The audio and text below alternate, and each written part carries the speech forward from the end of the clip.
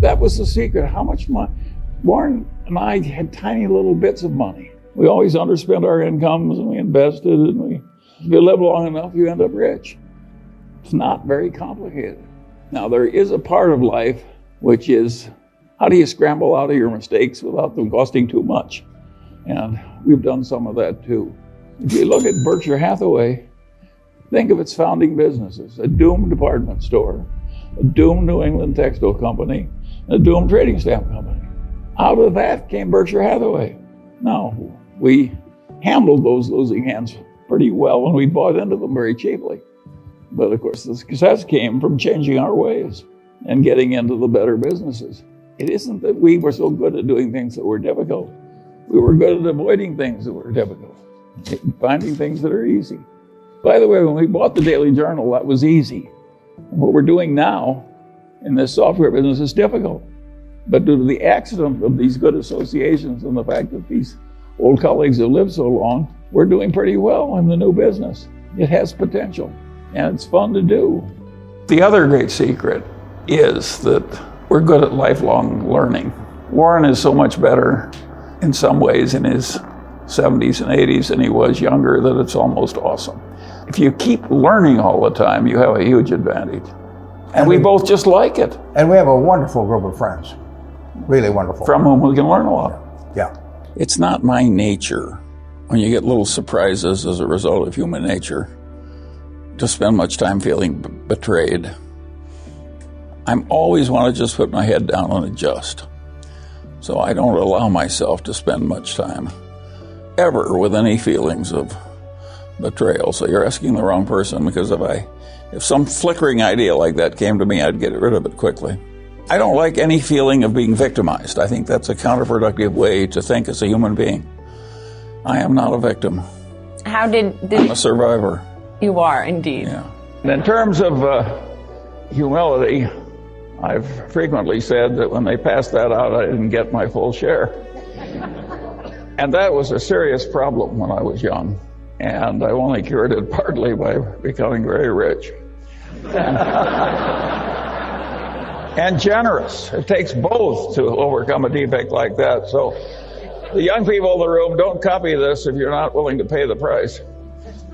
Well, I don't, but if humility means that you know the edge of your own competency, yes, and you aren't arrogantly stepping over the boundary, I'm very good at that.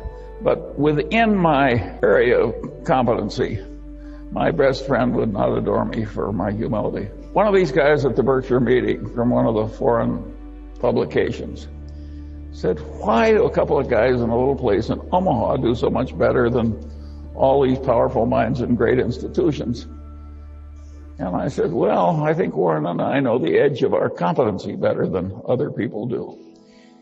And that's humility in the umbrella sense, and that is a very important thing to know.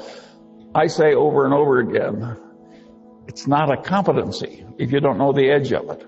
You are a disaster if you don't know the edge of your own competency. Warren frequently says, I'd rather deal with a guy with an IQ of 130 who thinks it's 125 than a guy with an IQ of 180 that thinks it's 200. That second guy will kill you. And so it is very important to know the edge of your own competency. It's amazing how if you just get up every morning and keep plugging, have some discipline, keep learning, and it's amazing how it works out okay. I don't think it's wise to have an ambition to be president of the United States or a billionaire or something like that, because the odds are too much against you. Much better to aim low. I did not intend to get rich. I wanted to get independent. I just overshot. And, and by the way, while you're clapping, some of the overshooting was accidental. You can be very deserving and very intelligent and very disciplined, but there's also a factor of luck that comes into this thing. And the people who get the outcomes that seem extraordinary, they're the people who have discipline and intelligence and good virtue, plus a hell of a lot of luck. Why wouldn't the world work like that? Real opportunities that come to you are few. It's a very fortunate life that is just bathed in opportunity all the way. Most people just get a few times when they can make a huge difference by seizing a huge activity. When you find one, my dear grandchildren, and you can clearly recognize it, seize it boldly and don't do it small. Assume that your really major opportunities in life are going to be few. And when you get a Lollapalooza, for God's sakes, don't hang by like a timid little rabbit.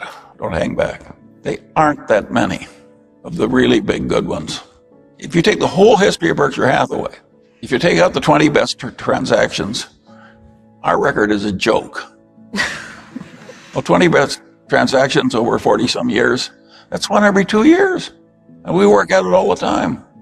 Life is not just bathing you in unlimited opportunities, even if you work at being able to find them and seize them.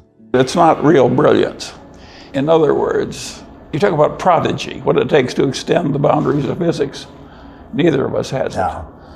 We have learned how to outperform people who are a lot smarter. Yeah, we can't play top-notch chess. No, we can't. No. But we know how to do what we do. Well, luckily, I got at a very early age the idea that the safest way to try and get what you want is to try and deserve what you want. It's such a simple idea. It's the golden rule, so to speak. You want to deliver to the world what you would buy if you were on the other end. There is no ethos, in my opinion, that is better for any lawyer or any other person to have. By and large, the people who've had this ethos win in life, and they don't win just money, just honors and emoluments. They win the respect, the deserved trust of the people they deal with. And there is huge pleasure in life to be obtained from getting deserved trust.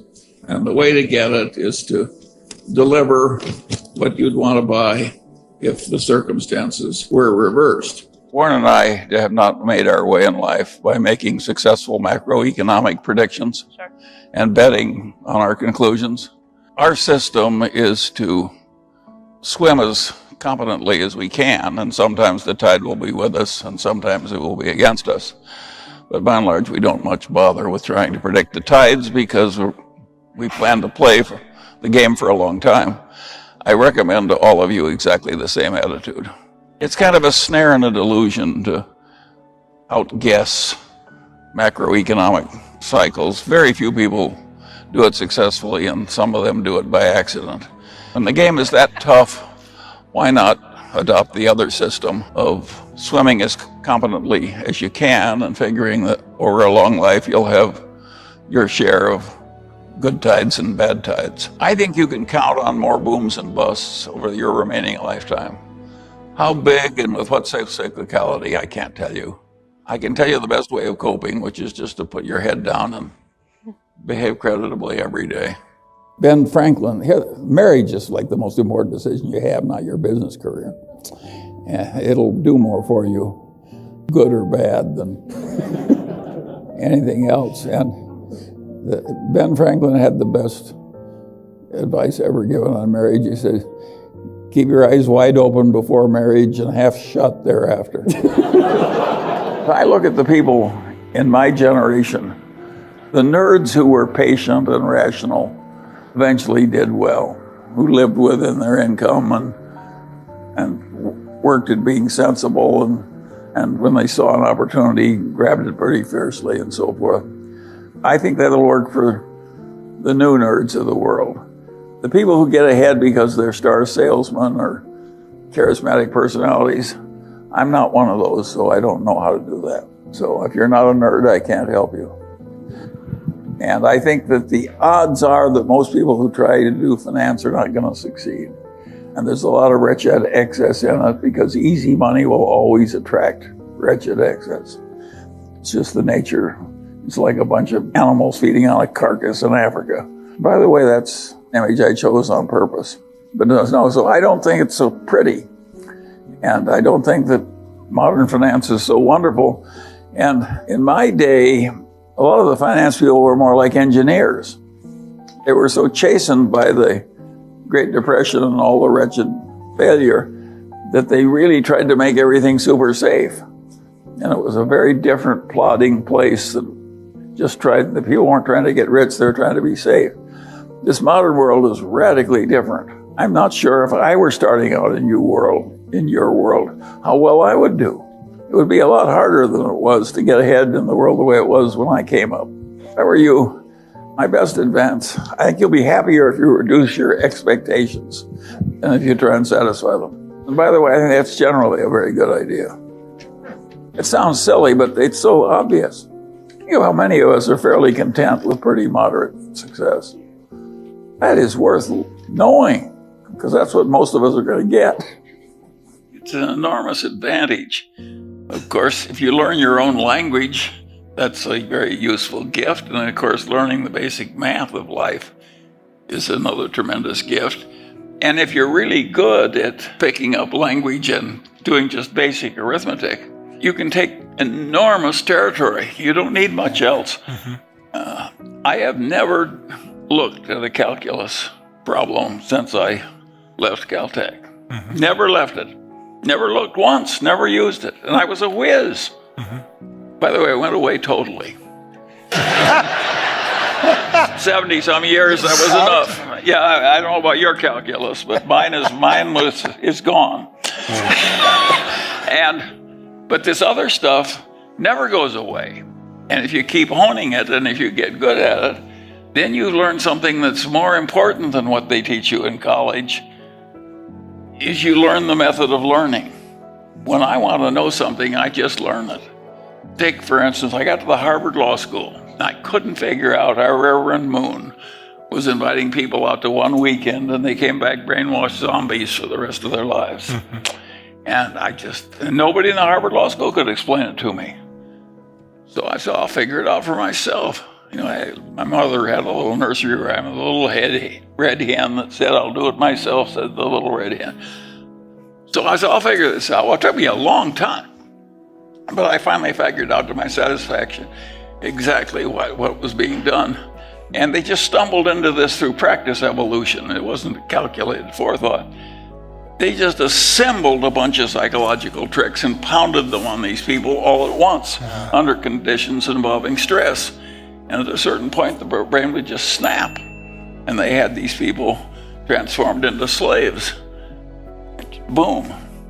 Well, that was a very interesting thing, but of course nobody wants to talk about it because it has implications, people fear.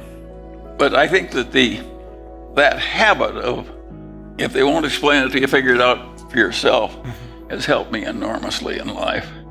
It's also hurt me, because you give terrible offense when you go into somebody else's profession and act like you know more than he does. Right. I'm much smoother now than I was when I was young. And I'm still pretty insufferable. A happy life is very simple. The first rule of a happy life is low expectations. That's one you can easily arrange. And if you have unrealistic expectations, you're going to be miserable all your life. And I was good at having low expectations, and that helped me. And also, when you get reverses, if you just suck it in and cope, that helps if you don't just fretfully stew yourself into a lot of misery. There are certain behavioral rules. Always tell the truth and never lie to anybody about anything.